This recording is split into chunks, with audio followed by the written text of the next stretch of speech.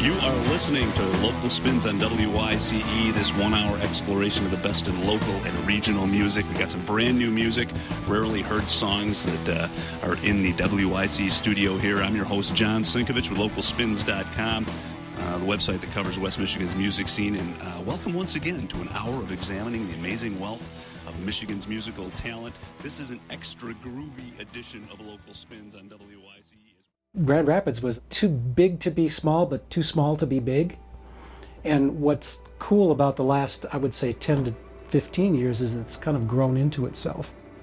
And so you kept a vibrant music culture, but the city grew into that, and now you have something that is a stepping stone, for a bigger venue, a larger audience. If you look at Michigan and the Midwest in general, you have Detroit, and you have Chicago, and in the middle you have Grand Rapids. And so from Grand Rapids, you're able to go 3 hours to Detroit, 3 hours to Chicago, 3 hours down to Bloomington. Those are three huge music places. And that allows us to have bands play, Friday or Saturday in one of those venues and come through here on a Sunday, or pass through here on a Thursday night before they get to Chicago for Friday night. And so because of that, there are more shows going on here than in a lot of places.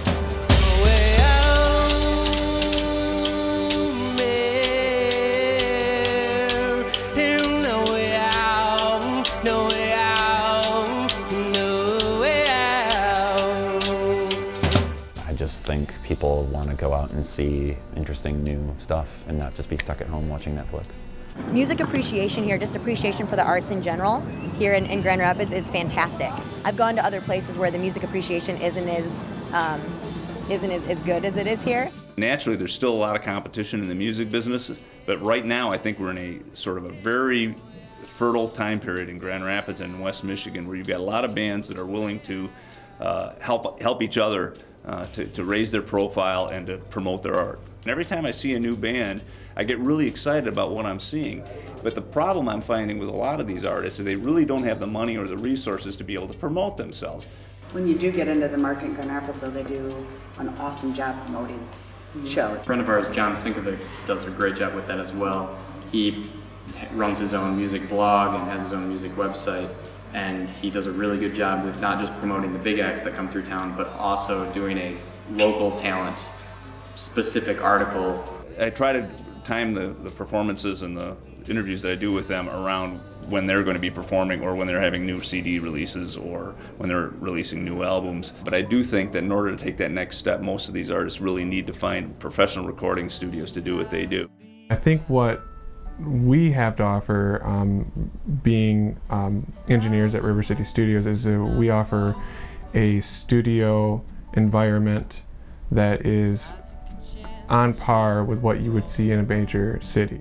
We record at River City Studios. That's been a huge part to being in Grand Rapids. We know Joe McCarter and the whole gang there very well, and we've had an awesome time getting our products out through them, and it's just been great. If you're a band and you really know the kind of sound you want, you can find a place to do it. I just wanna survive, just wanna survive with you. I mean, there are obviously things like YCE, Local Spins. We Radio got stations, connected in with some of the morning shows, like on 105.7 and stuff like. There's some really cool resources for promoting your music, and once something is good and it's out there, like, it spreads fast. The open mic scene here is awesome, and everyone's really accepting. So going out and meeting other artists who are doing the same thing you're doing, and just making those connections and kind of building your base. It's the one thing trying to be in a basement band yourself, but you really need connections if you want to launch and take off. I mean, the musicians have to have a value to their music, and we also have to educate the venues about that value. There's a lot of really great places to play here in town. That's the thing. The venues that are here are really great. I would just personally like a few more that are accessible for younger people, just because there's a lot of young people here.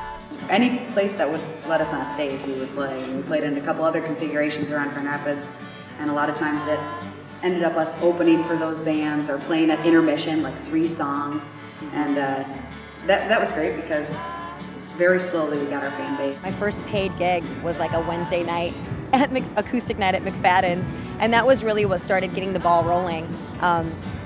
Got people to like come out to shows, and where I started like my Facebook page and started getting like a fan base, I guess. What the aspiring musician needs is absolute tenacity. If you really want this badly, you gotta want it badly. I can't be too, maybe I changed that. And now Most people don't even realize their potential until they're thrown into it. It's not like you're smack dab in Nashville or New York or LA and you're competing with so many different musicians out there and such a huge territory that I think it's daunting for a lot of these musicians and songwriters to be able to make a dent. Here, I think they feel that their voices actually can be heard, whether it's on a radio station like this, whether it's on a website, whether it's in a venue where I think people can just stop by and stop in and see what they're doing. Well, in Nashville, being that it's Music City, people everywhere are looking for opportunities just like we would be. So whenever you go down to Nashville, it's always, it's not impossible, but it's always hard to find shows, especially shows that are supporting to the artists, like actually financially they're willing to give. Because for every show that you're gonna ask for a guarantee at, there's about 1,000 other bands who will do it for free and do it maybe just as well. Will we ever be in Nashville? No. Nashville's Nashville. But we are getting recognition more and more often as a great place to begin to play music. I can really see that some of these bands are starting to find their legs and are really starting to move forward.